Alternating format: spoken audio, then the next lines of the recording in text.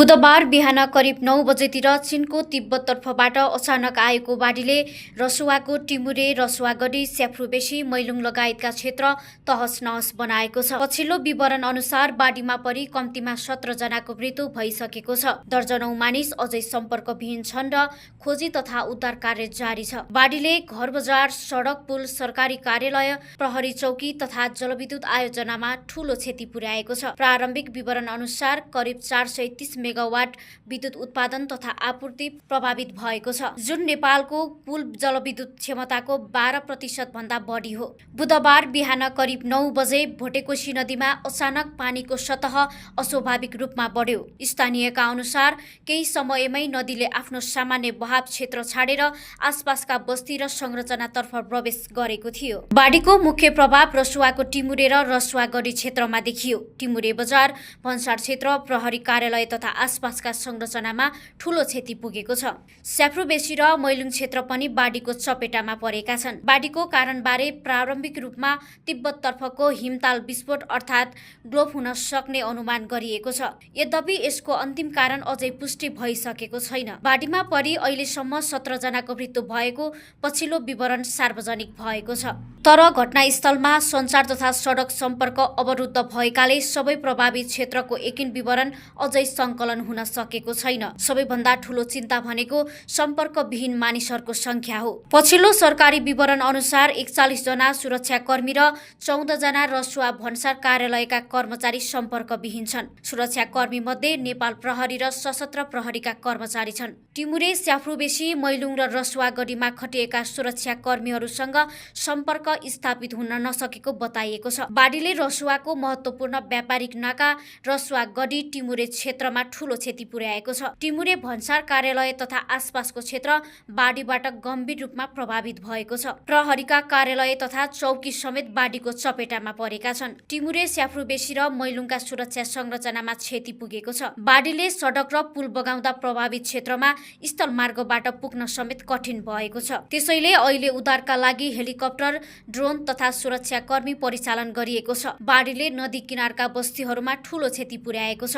रसुवाको टिमुरे, रसुवागढी, स्याफ्रुबेसी तथा मैलुङ क्षेत्रका बस्ती प्रभावित भएका छन्। बाढी तलतर्फ बढ्दै जाँदा नुवाकोटको बेत्रावती, त्रिशुली, ढुङ्गे, देवीघाट लगायतका क्षेत्र पनि प्रभावित भएका छन्। प्रारम्भिक विवरणमा त्रिशुली बजार क्षेत्रमा दर्जनौं घर बगाइएको बताइएको छ। स्थानीय प्रशासनले सम्पूर्ण क्षतिको एकिन विवरण उद्धार कार्य सम्पन्न भएपछि मात्र स्पष्ट हुने जनाएको छ। बाढीले सडकमा रहेका मात्र होइन, भन्सार तथा पार्किङ क्षेत्रमा राखिएका ठूलो संख्याका सवारी साधन समेत बगाएको प्रारम्भिक विवरण छ। टिमुरे भन्सार क्षेत्रमा रहेका सयौं सवारी साधन बाढीले बगाएको रिपोर्टहरू आएका छन्। यसले नेपाल चीन व्यापारमा समेत ठूलो असर पार्ने देखिएको छ। रसुवागढी नाका हुँदै आयात निर्यात प्रभावित भएको छ भने भन्सार यार्ड तथा व्यापारिक संरचनामा समेत क्षति पुगेको छ। बाढीको अर्को ठूलो असर नेपालको ऊर्जा क्षेत्रमा परेको छ। प्रारम्भिक विवरण अनुसार करिब 430 मेगावाट विद्युत उत्पादन तथा आपूर्ति प्रभावित भएको छ। यो नेपालको कुल जलविद्युत क्षमताको 12% भन्दा बढी हो। रसुवा तथा नुवाकोट क्षेत्रका विभिन्न जलविद्युत आयोजनाका संरचनामा क्षति पुगेको छ। Rasuwagadhi, Chilime, Trishuli 3A, Trishuli 3B hub, 220 KB sub station तथा अन्य विद्युत संरचनामा क्षतिको प्रारम्भिक विवरण आएको छ। तर क्षतिको पूर्ण विवरण अझै संकलन भइरहेको छ। बाढीले दूरसञ्चार संरचनामा समेत असर गरेको छ। रसुवा र नुवाकोट क्षेत्रमा नेपाल टेलिकमका कम्तीमा 7 वटा टावरमा क्षति पुगेको प्रारम्भिक विवरण छ। गल्सीदेखि रसुवागढीसम्मको अप्टिकल फाइबरमा समेत क्षति पुगेको बताइएको छ। विद्युत आपूर्ति बन्द भएका कारण केही सञ्चार साइट सञ्चालनमा आउन सकेका छैनन्। यसका कारण प्रभावित क्षेत्रबाट वास्तविक अवस्थाको सूचना बाहिर ल्याउन समेत कठिन भइरहेको छ। बाढी प्रभावित क्षेत्रमा नेपाली सेना, नेपाली प्रहरी र सशस्त्र प्रहरी बल परिचालन भएका छन्। घाइते तथा जोखिममा रहेका मानिसहरूको उद्धारका लागि हेलिकप्टर प्रयोग भइरहेको छ। कम्तीमा 12 वटा हेलिकप्टर उद्धारमा परिचालन गरिएको विवरण आएको छ। सेनाले विभिन्न स्थानबाट मानिसहरूको उद्धार गरिएको छ। खोजीका लागि ड्रोन समेत परिचालन गरिएको छ। तर नदीको पानी अत्याधिक बढेकाले प्रभावित क्षेत्रमा हेलिकप्टर अवतरण गर्न समेत कठिनाई भइरहेको छ। भोटेकोशीमा आएको बाढी त्रिशुली नदी हुँदै तलतर्फ बढेको छ। त्यसैले रसुवापछि नुवाकोट, धादिङ, चितवन लगायत त्रिशुली नदी आसपासका क्षेत्रमा उच्च सतर्कता अपनाइएको छ।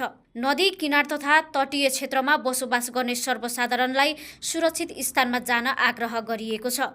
विशेष गरी बजार क्षेत्र तथा नदी किनारमा रहेका मानिसलाई जोखिम नलिन प्रशासनले आग्रह गरेको छ। अहिले सार्वजनिक भएका विवरणहरू अधिकांश प्रारम्भिक हुन्। कतिपय प्रभावित क्षेत्रसँग सडक सम्पर्क छैन। कतिपय स्थानमा सञ्चार सेवा अवरुद्ध छ। त्यसैले घर, सवारी साधन, पुल, सडक, जलविद्युत आयोजना, सरकारी कार्यालय तथा निजी सम्पत्तिमा भएको कुल क्षतिको आर्थिक मूल्याङ्कन अझै हुन सकेको छैन। उद्धार र खोजी कार्य सकिएपछि मात्रै क्षतिको वास्तविक तस्बिर बाहिर आउनेछ। रसुवाको भोटेकोशी क्षेत्रमा बुधबार आएको विनाशकारी बाढीका कारण हालसम्म कम्तीमा 8 जनाको मृत्यु भएको पुष्टि भएको छ। बाढीपछि विभिन्न स्थानमा मानिसहरू बेपत्ता रहेको र क्षतिको पूर्ण विवरण अझै सङ्कलन भइरहेको हुँदा मानवीय क्षति थप बढ्न सक्ने आशंका गरिएको छ। तिब्बततर्फको माथिल्लो जलाधार क्षेत्रबाट आएको भनिएको आकस्मिक बाढीले रसुवाको टिमुरे, स्याफ्रुबेसी तथा भोटेकोशी किनारका अन्य बस्ती र संरचनाहरूमा ठूलो क्षति पुर्याइएको छ।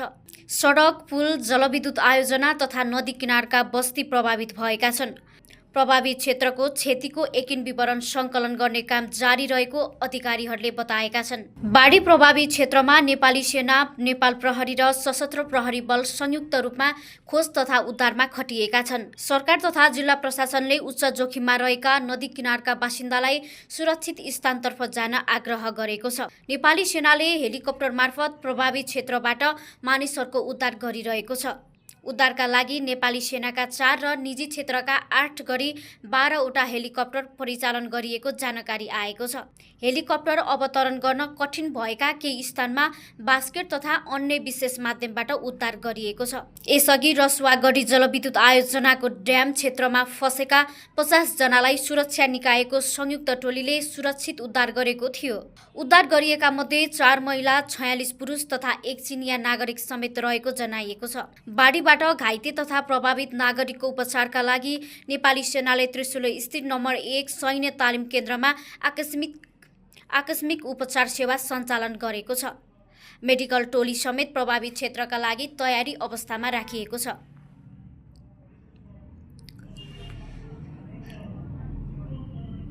भोटेकोशीमा पानीको बहाव अत्याधिक रहेकाले स्याफ्रुबेसी र टिमुरे आसपासका कतिपय प्रभावित स्थानमा हेलिकप्टर अवतरण गर्न कठिनाई भइरहेको छ।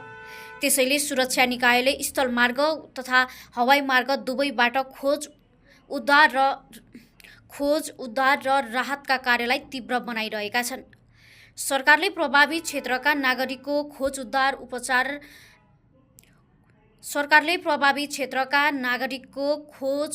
उपचार, सुरक्षित स्थानान्तरण तथा राहत वितरणलाई प्राथमिकता दिएको जनाएको छ।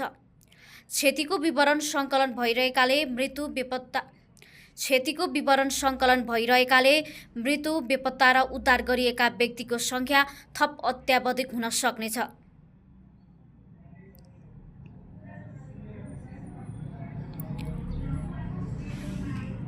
रसुवाको भोटेकोशी नदीमा बुधबार बिहान आएको अचानकको भीषण बाढीले रसुवादेखि नुवाकोट, धादिङ हुँदै चितवनसम्म नदी तटीय क्षेत्रमा ठूलो क्षति पुर्याएको छ। बाढी तिब्बततर्फबाट अचानक आएको प्रारम्भिक विवरण छ। रसुवा जिल्लाभित्र ठूलो वर्षा नभएको अवस्थामा बाढी